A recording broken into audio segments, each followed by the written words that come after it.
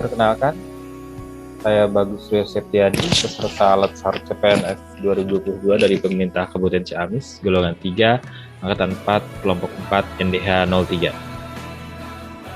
Perkenalkan, saya Diara Rasati, peserta Latsar CPNS 2022 dari Pemerintah Kabupaten Ciamis, golongan 3, Angkatan 4, Kelompok 4, NDH 8. Perkenalkan, nama saya Iman Ramansyah, peserta Latsar dari Kabupaten Ciamis, golongan 3, Angkatan 4, Kelompok 4, NDH 13. Perkenalkan, saya Maharani Eka Saputi, peserta Latsar CPNS 2022 dari Pemerintah Kabupaten Ciamis, golongan 3, Angkatan 4, Kelompok 4, NDH 15. Baik, untuk tokoh panutan Jawa Barat dari kelompok 4 yaitu Ibu Susi Pujiastuti.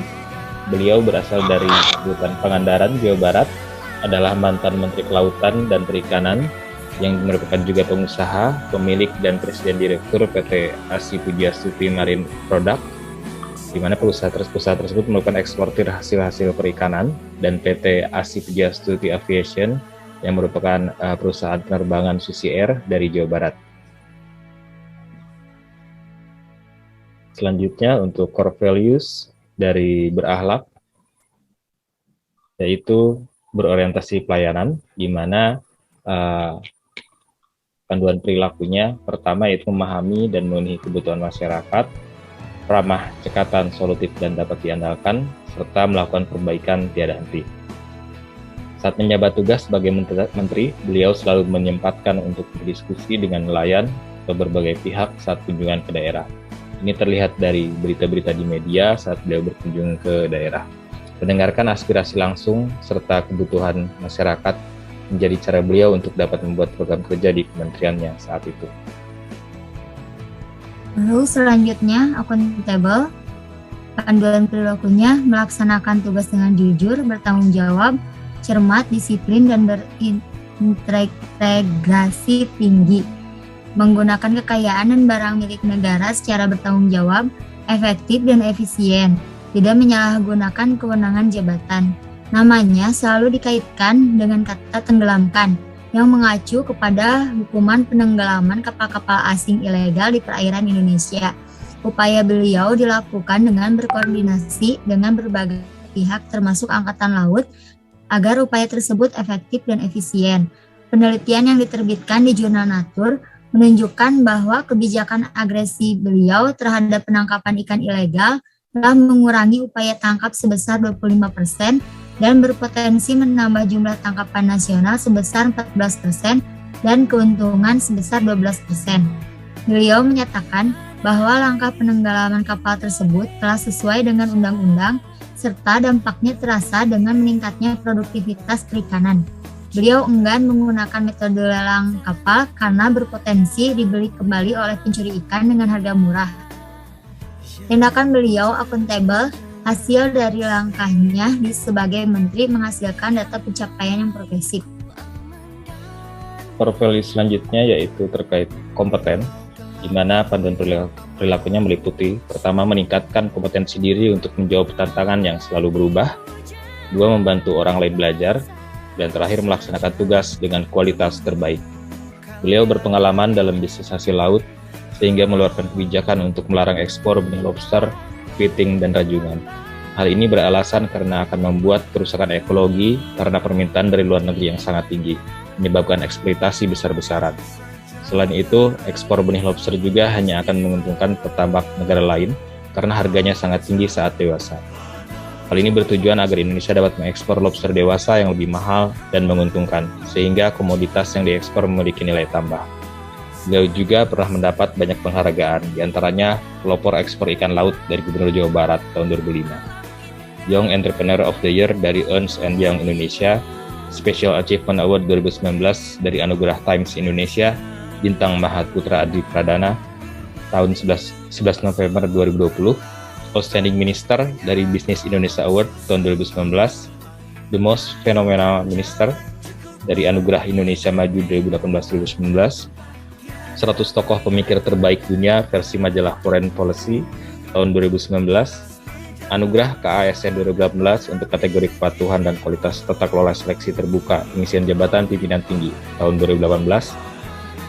Penghargaan inovasi digital untuk kebijakan publik dari katadata.co.id tahun 2018. Leaders for a Living Planet Award dari World Wide Federation. Award for Innovative Achievement, Extraordinary Leadership and Significant Contribution to the Economic dari APEC tahun 2011. Dr. Honoris Causa bidang keilmuan manajemen dan konservasi sumber daya kelautan dari Institut Teknologi 10 November Surabaya tahun 2017, serta Dr. Honoris Causa dari Universitas Diponegoro tahun 2016. Dari berbagai penghargaan tersebut, hal ini menunjukkan kompetensi beliau sebagai pengusaha maupun negarawan. Core value yang keempat adalah harmonis. Panduan perilakunya adalah menghargai setiap orang apapun latar belakangnya, suka menolong orang lain, membangun lingkungan kerja yang kondusif. Ketika sudah tidak menjadi Menteri Kelautan dan Perikanan, beliau tetap peduli terhadap nelayan. Pada 17 November 2019, di pantai Tanjung Lesung, Pandeglang, Banten, beliau menyerahkan 5 kapal tangkap kepada nelayan di Tanjung Lesung. Kapal yang diberikan merupakan kapal berjenis jukung yang dilengkapi mesin tempel berukuran 15 pk.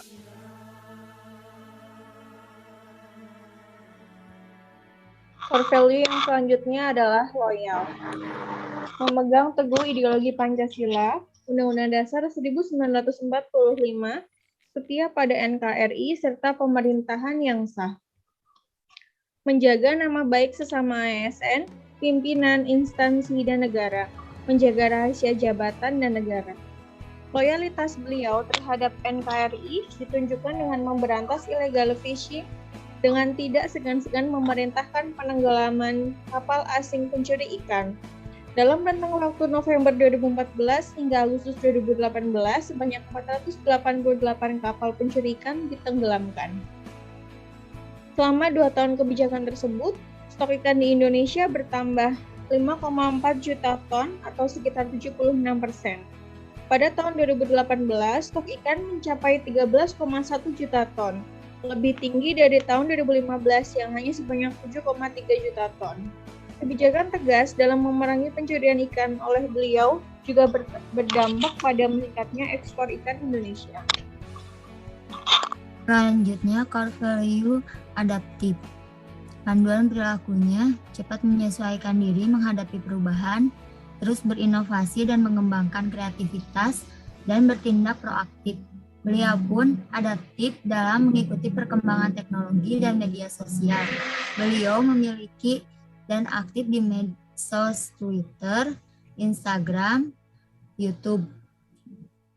Indikator lainnya bahwa beliau memiliki value adaptif saat menjabat sebagai menteri yaitu mendapat penghargaan inovasi digital untuk kebijakan publik di katadata.co.id pada tahun 2018. Dan core value yang terakhir adalah kolaboratif. Panduan perilakunya memberi kesempatan kepada berbagai pihak untuk berkontribusi, terbuka dalam bekerja sama untuk menghasilkan nilai tambah, menggerakkan pemanfaatan berbagai sumber daya untuk tujuan bersama. Value kolaboratif, beliau terlihat ketika tsunami Aceh yang terjadi pada 26 Desember 2004, ribuan orang meninggal dunia dan hampir semua akses transportasi yang masuk ke Aceh terputus. Atas inisiatif beliau, meminjamkan pesawatnya untuk mengangkut bantuan selama 2 minggu. Namun, ketika beliau akan menarik kembali pesawatnya, banyak organisasi kemanusiaan yang ingin tetap memakai pesawatnya. Mereka bersedia menyewa pesawatnya untuk mengirim bantuan ke Aceh. Saat menjabat menteri, beliau banyak melakukan kerjasama dengan berbagai pihak di luar negeri, seperti dengan Menteri Luar Negeri Jepang, Menteri Perdagangan Inggris, Dubes Kanada, dan negara-negara ASEAN lainnya. Sekian pemaparan dari kelompok kami. Terima kasih. Assalamualaikum warahmatullahi wabarakatuh.